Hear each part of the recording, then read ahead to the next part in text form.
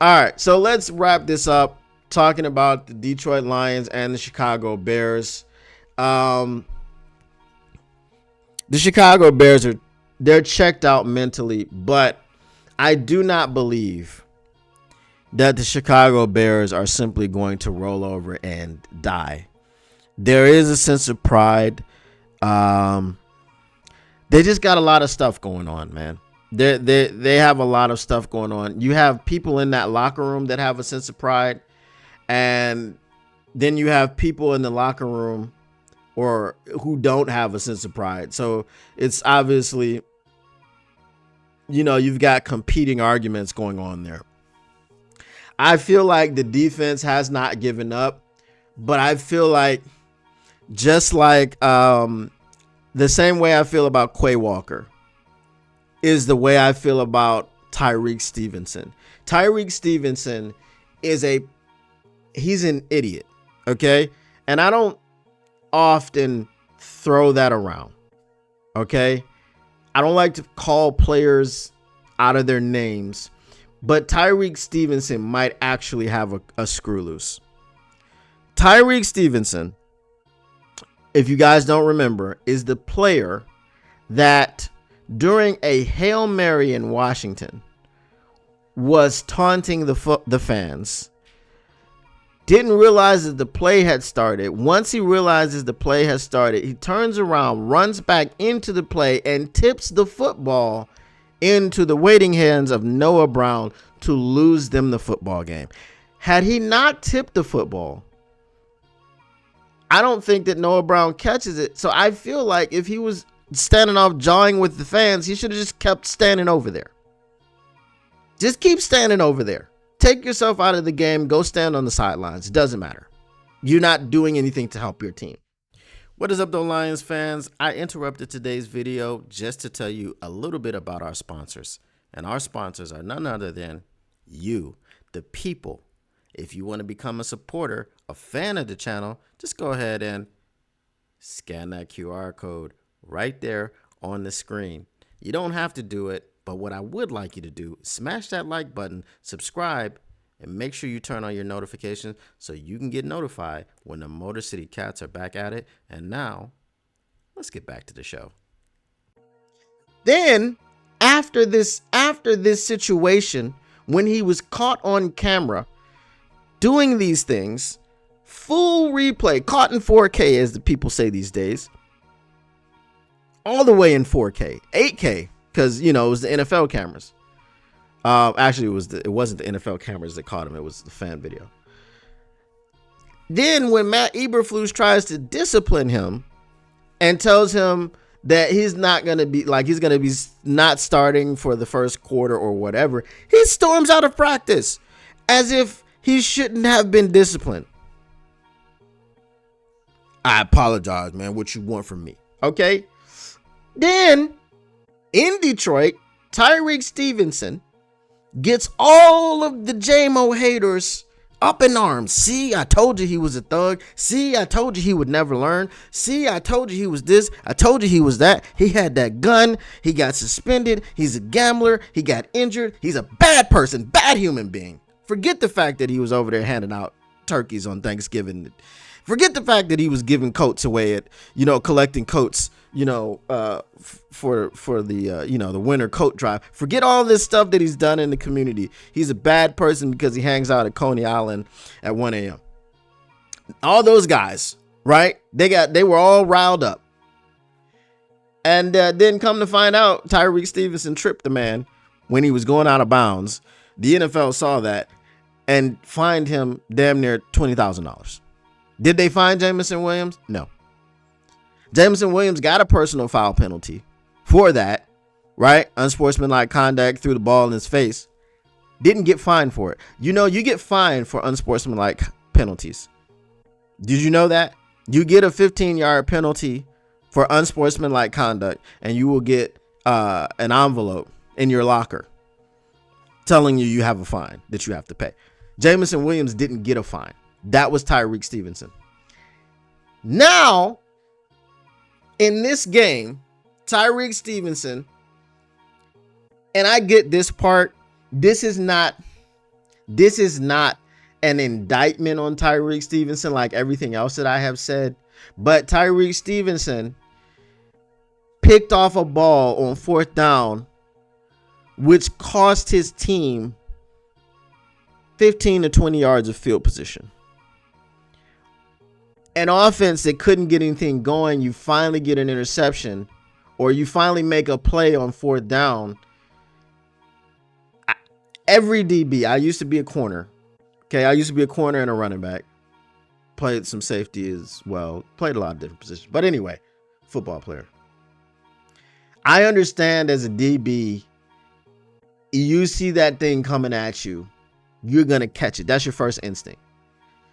Should he have knocked it down? Yes. He should have just knocked it down, and then they take over on downs 15, 20 yards up the field. That just kind of goes to his awareness on the field and his mental makeup. He didn't have the awareness to make a play for his team because he's so invested in hurting his team. Oh, by the way, down 10, he's mimicking the Skol chant in Minnesota. Up 10 is what I said. No. I didn't say up 10. I said down 10. Again, you haven't learned from anything that you've done. You haven't learned to stop talking to the fans and stop caring what's going on off the field because you did that during the Hail Mary in Washington. Now you're mimicking the Skol chant down 10. Why are you not focused on the game out there on the field? Why do you care about what's going on behind you? So here's the thing. Be ready for Tyreek Stevenson against Jameson Williams on Sunday. What will Tyreek Stevenson do? Because we know J-Mo's not going to do anything, right? J-Mo was just reacting to being tripped. J-Mo was not inciting anything. J-Mo wasn't crashing out. He tripped him, and then he wanted to talk as he was running off the sideline, so he flipped the ball into his face. Now, he didn't aim at his face, but that's what he did. So watch for that matchup and see what kind of flags that will bear or whatever the case may be, because whoever's in that building and who's responsible for talking to Tyreek Stevenson about his immaturity, what up, though, Greasy Monkey? He ain't talking. He's not doing his job. If he's talking, Tyreek's just not taking it. So they kind of need to maybe bench him, but I don't want them to bench him because I want him to crash out in the field and do something stupid. The defense as a whole is not. It's so here's why the Chicago Bears defense is having problems. There's no leadership on that side of the football.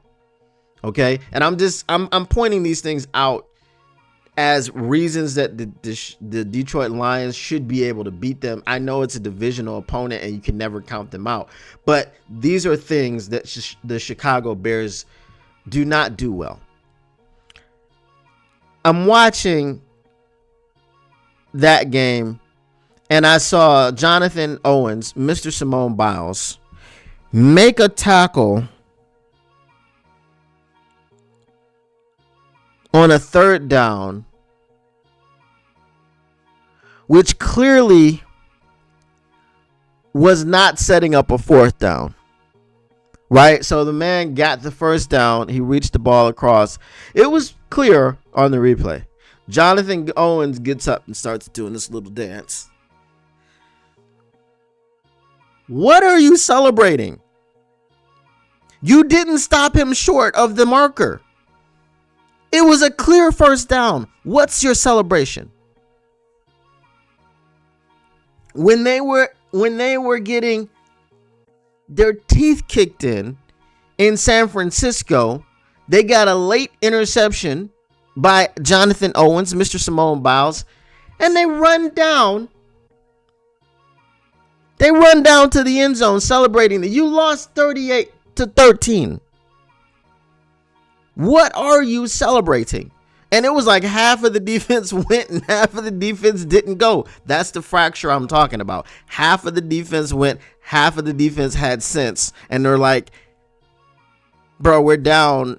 They got 38. What are you doing? Conversely, last week, when we were getting our teeth kicked in against the Bills, Amon-Ra St. Brown gets a 70-yard touchdown, or was it 66-yard touchdown, and doesn't celebrate. He just goes to the sideline. Now then we find out that he was sick. He had food poisoning the night before the game or whatever. But I don't think that's why he didn't celebrate. Didn't celebrate because we were losing. You're losing, you come back. Jameson Williams did not celebrate at the end of the NFC Championship game when he scored the touchdown because we needed to get an onside kick. We needed to get it back. He wasn't there celebrating in the end zone. Chicago Bears, that defense, they just don't understand it. Rome Odunze, again, same thing. Dancing in the end zone, being down 38-7. Like you caught a touchdown pass, you're down 38-7 or whatever it was at the time. You're dancing. The Chicago Bears have no leadership.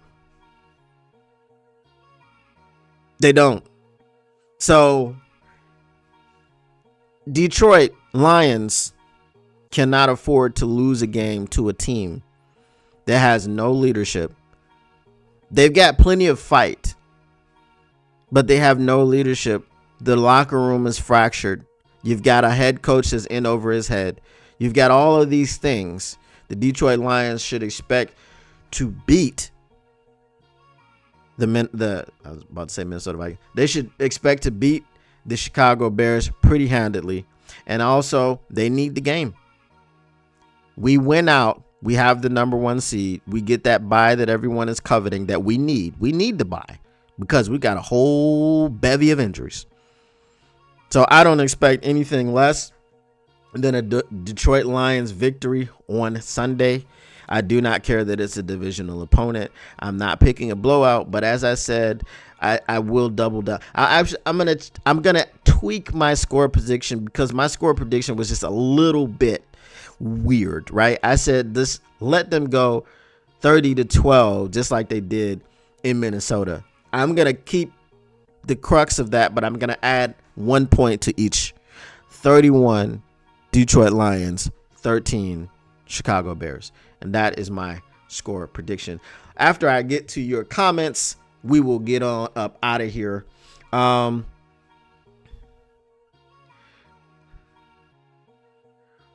What's on 6 Mile Taylor made?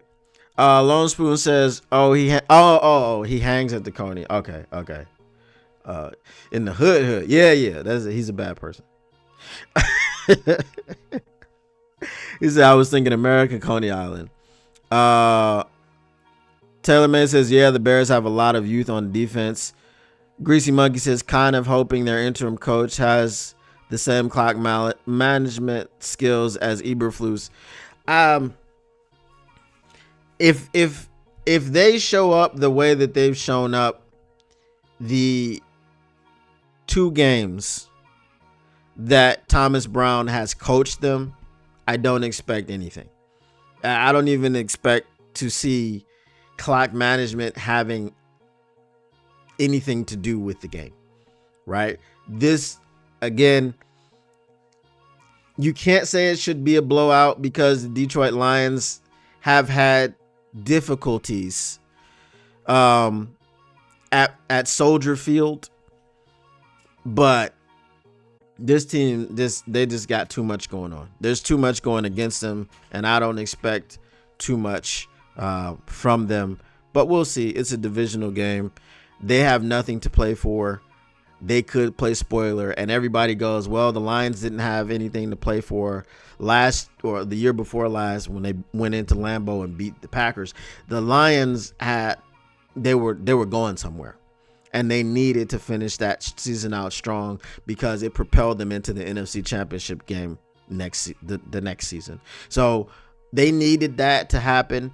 The Chicago Bears are already talking about what they're going to do in the offseason and going on vacation. So at this point, I've got no faith in the Bears. The receivers are dropping footballs. It's just a mess. It's a mess over there. So predicting Lions BTA.